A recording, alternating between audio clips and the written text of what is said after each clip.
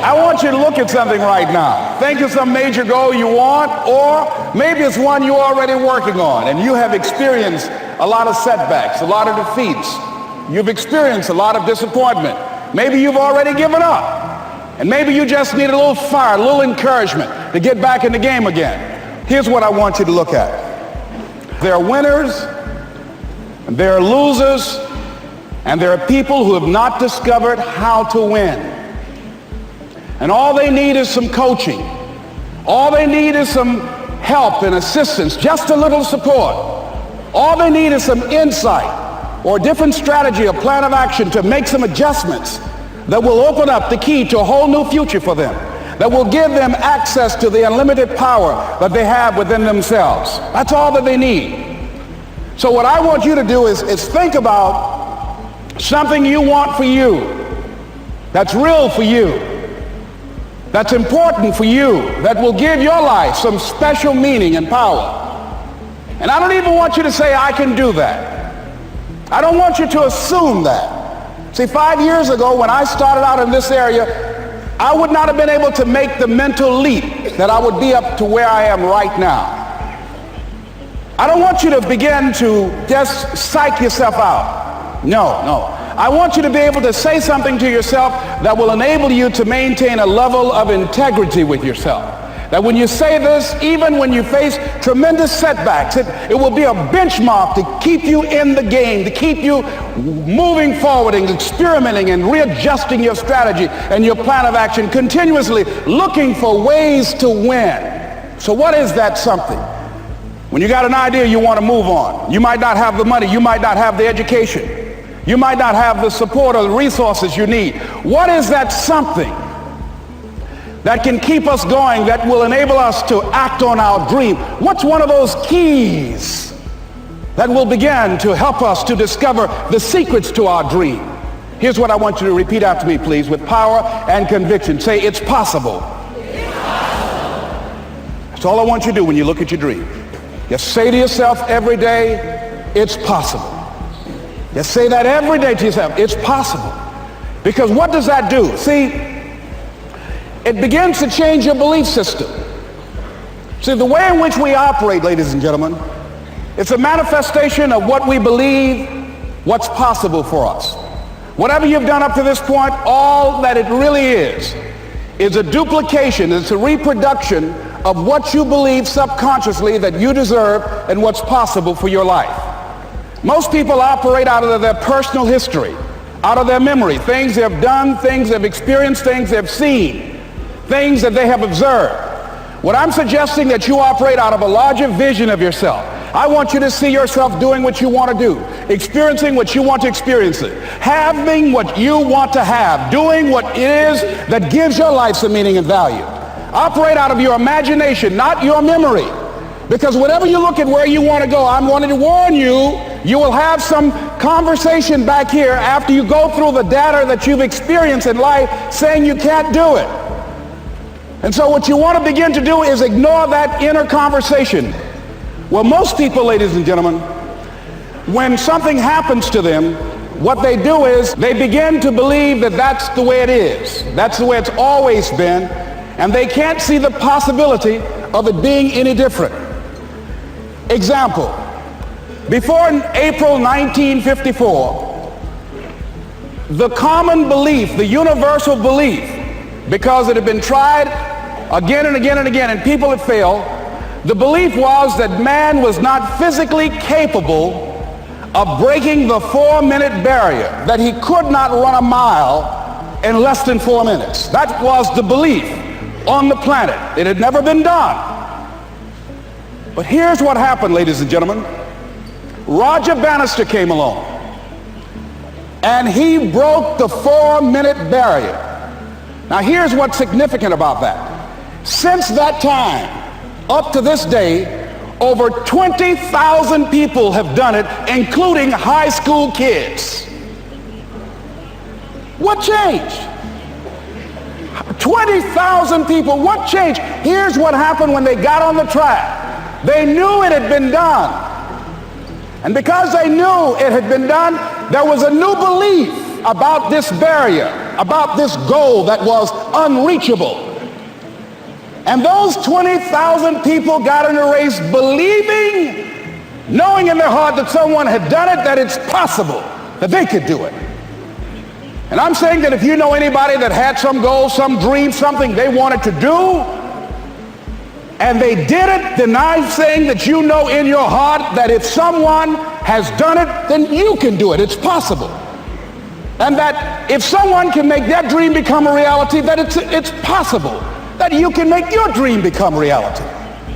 And so as you begin to look at where you want to go, beginning to embrace that, it's possible. I'm blessed and highly favored. I've got a lot going for me. I got some good stuff in me. And it's possible that I can bring my greatness out here in the universe. That I can do what I want to do. It's possible I can write my own book. I can have my own business. I can take the trip and travel around the world. It's possible. I can bounce back from adversity and reinvent my life. It's possible. Regardless of where I am, the things can get better for me. It's possible. Most people are not accumulating wealth. Most people are living in poverty.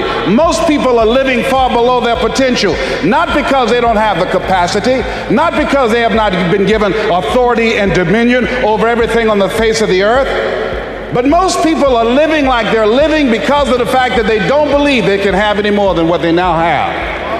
In the book called Miseducation of the Negro, Dr. Carter G. Woodson said, if you can determine what a man shall think, you'll never have to concern yourself with what he will do. If you can make a man feel inferior, you never have to compel him to seek an inferior status, for he will seek it himself. And if you can make a man feel justly an outcast, you never have to order him to go to the back door. He'll go without being told. And if there's no door, his very nature will demand one. That's why Scripture reminds us, be ye not conformed to this world, but be ye transformed by the renewing of your mind. So every day you have to sell yourself and get out of your mind those old thoughts, that old belief system. Every day you've got to sell yourself on that it's possible. That you got to put a new mind in you. You got to get out of your mind. You got to begin to restructure your thinking. Every day, you've got to begin to recondition your mind. See, many of us go through life making choices, thinking it's our choices, and it's not. I'm saying this is a time more than ever that you want to begin to inoculate yourself with positive words, coming to conventions, showing up on meetings, being on the calls, to make yourself unstoppable, to get out of your mind the polluting negative thoughts that's causing most people to go through life being stuck because they're volunteer victims. Somebody said that many people die at age 25 and don't get buried until they're 65 because they got so much garbage in their minds. You are here because you've got a clear vision of what you want and where you're going. Give yourselves a round of applause. Come on, bring your energy level up. Yes, yes. You want more. You want more. You're different. You're different than everybody else. Don't worry if they don't get it. Don't try and convince people to do this business. A person convinced against their will is of the same opinion still. You are not like everybody else. You can walk outside and find pigeons, but if you're looking for eagles, it's going to take you a minute. You are different. It's lonely at the top. How many of you know it's lonely at the top? Raise your hands. It's lonely at the top, but you eat better. That's what I'm talking about. You're different. One great entrepreneur said, I choose not to be a common man. It's my right to be uncommon if I can. I seek opportunity, not security. I do not wish to be a kept citizen, humbled and dulled by having the state look after me. I want to take the calculated risk, to dream and to build, to fail and to succeed. I refuse to live from hand to mouth. I prefer the challenges of life to the guaranteed existence, the thrill of fulfillment to the still calm of utopia. I will never cower before any master, nor bend to any threat. It's my heritage to stand erect, proud and unafraid, to face the world boldly and say, this I have done. You showed up because you're building a business that you can stand and say, I did this. I did this. This is my dream. Give yourselves a round of applause. Yes, yes, yes. After having 238 radiation seed implants, I was reading one night some words by Dr. Howard Thurman, who was a mentor to Dr. Martin Luther King Jr., to Albert Schweitzer, to Mahatma Gandhi. He wrote, "Deep is the hunger, the voice of the genuine, the centering moment." As I was reflecting on his words, he said, the ideal situation for a man or woman to die is to have family members praying with them as they cross over. He said, but imagine, if you will, being on your deathbed and standing around your bed, the ghost of the dreams, the ideas, the abilities, the talents given to you by life, but you, for whatever reason, you never pursued those dreams. You never acted on those ideas. You never used those gifts. You never used those talents. And there they are staring at you as you're lying on your bed with large, angry eyes saying, we came to you, and only you could have given us life. And now we must die with you forever. And the question is, if you died today, what dreams, what talents, what abilities, what gifts, what ideas would die with you? One minister out of Bahama said, the wealthiest place on the planet, it's not in the Far East where there's oil on the ground. It's not in South Africa where there are diamond mines. He said, the wealthiest place on the planet is the cemetery. There you see potential never realized. There you find books never written. There you find ideas never acted on. Maybe that's why Henry David Thoreau said, oh God, to reach the point of death, only to realize that you've never lived, only to realize that you've never scraped the surface of your potential. It's hard changing your life. It was hard when just over 3 years ago, in the Penobscot building in Detroit, Michigan, where I was operating my business, and I fell on some hard times, and I was sleeping in my office. It was hard coming into the lobby, and the security said, excuse me, Mr. Brown, can we see you for a moment? And I said, yes, and I walked up to the counter, and he gave me an envelope. And he said, would you mind reading it here? And I opened the envelope, and the envelope was from management that said, this is an office tower. It's not a hotel. Please do not sleep in your office. And I said, excuse me, sir. I said, I just work long hours in creating my business. I'm an entrepreneur. And right now things are bad for me, but they're not going to be this way always. And I just asked for the opportunity to continue to operate like I'm doing. I'm not trying to make this my home. And it was hard coming through the lobby. And sometimes they would laugh. There's a guy talking about becoming successful. And look at him. He's bathing in the bathroom upstairs on the 21st floor. He sleeps on the floor. Him and 2 other dreamers up there. Look at him. It was hard, ladies and gentlemen, coming to speak to people. And I was facing financial difficulties in my own life. I was behind on my bills and my dreams, and I'm saying to them, you can live your dream. It was hard, ladies and gentlemen. It was very difficult to pick myself up each day believing that I could do it. There were times that I doubted myself. I said, God, why is this happening to me? I'm just trying to take care of my children and my mother. I'm not trying to steal or rob from anybody. Why did this have to happen to me? It was very hard. And here's what I want to say to you. For those of you that have experienced some hardships, don't give up on your dream. No one could have convinced me by holding on, by continuing to push forward, by continuing to run toward my dream, that one day I would have my own talk show. It's a long shot, ladies and gentlemen, from Liberty City, an abandoned building on a floor, never knowing my mother or father. It's a long shot. Being here with you today in this dome in Atlanta, it's a long shot. No college training, labeled educable, mentally retarded, but I kept running toward my dream.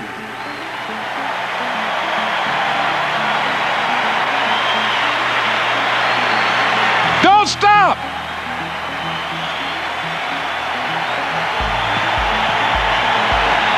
Don't stop.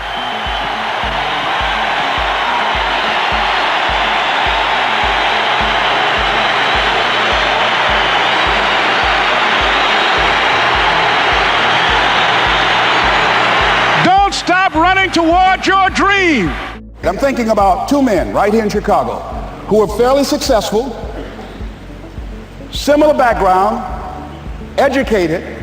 They worked for a corporation for many years, and they were among many people that were laid off. Two guys who were very good friends. One went out looking for a job for several weeks along with the other one, and they faced disappointment and rejection again and again and again. They couldn't find any work, which is the story of many people across this country. One guy stopped. He became discouraged. He stopped going. He stayed home looking at television, became very argumentative and toxic with his wife, drinking beer, getting on the phone, talking to his other negative, unemployed friends. And he just gave up. The other guy kept looking for a job everywhere he could go. Every time he could get an opportunity, kept asking people, networking, checking the newspapers every day, kept going everywhere he could, trying to find a job. You have too much education. You're overqualified. You won't be here long enough. He kept going. He kept going. He went to a place and said, look here, I tell you what, if you can't hire me, and I know you can use my talents, abilities, and skills, I don't want to sit home and do nothing. Just let me do some volunteer work. You don't have to give me anything, all right? I just want to work. I want to be busy. Guy said, okay, it's on you now, but don't expect me to give you anything. It's okay. This guy came in and worked. He was the first one there. The last one to leave was the best employee there. About 4 weeks later, one of the top managers quit. They were looking for a replacement. Guess who they selected? This other guy. This guy who was volunteering his time. He got the job. What was the difference between the two men? Eyesight and mindsight. Eyesight is judging on what you see, judging according to appearances. But mindsight is how you interpret what you see. One guy said, it's not possible, it's over, I'm finished. I can't do it. I can't make it. He surrendered. I've faced rejection again and again. I'm not going anymore. There are no jobs out there. But this other guy, he felt that in spite of the no's and rejections, in spite of how bad the economy is, in spite of what the newspapers are saying, that it's possible that somebody somewhere will give me a job. He just kept going, thinking it was possible. And guess what, ladies and gentlemen? That's what we have to do with our dreams. Because things happen to you in life that you can never, ever anticipate. And many times when those things happen, you want to give up. I remember when I was in broadcasting, when I was a disc jockey, I became very controversial, not only being a disc jockey, but I felt that radio was something that you not only entertain people with, but you also empower them, you educate them. And I got fired. I didn't just leave, they fired me. That was a shock. I said, wait a minute. They took my microphone. I thought that was who I was. No, ladies and gentlemen, it wasn't. I had to do something else. And I didn't know what else I could do. See, here's what I'm looking at. What are the uses for your life right now that you haven't even reached for yet? See, I believe that when you don't have enough encouragement to act on your dreams or ideas, or you're not enlightened enough, that life will act on you. See, life had moved on me and said, Les Brown, you have outgrown this. It's time for you to do something else. Well, I wasn't enlightened enough. I organized some disc jockeys and got my job back. If you want some Wayne Dyer affirmations for success, check out the video right there next to me. I think you'll enjoy it. Continue to believe, and I'll see you there. If I want to give you a dozen oranges, I can't give you those dozen oranges unless I go out and pick up 12 oranges someplace.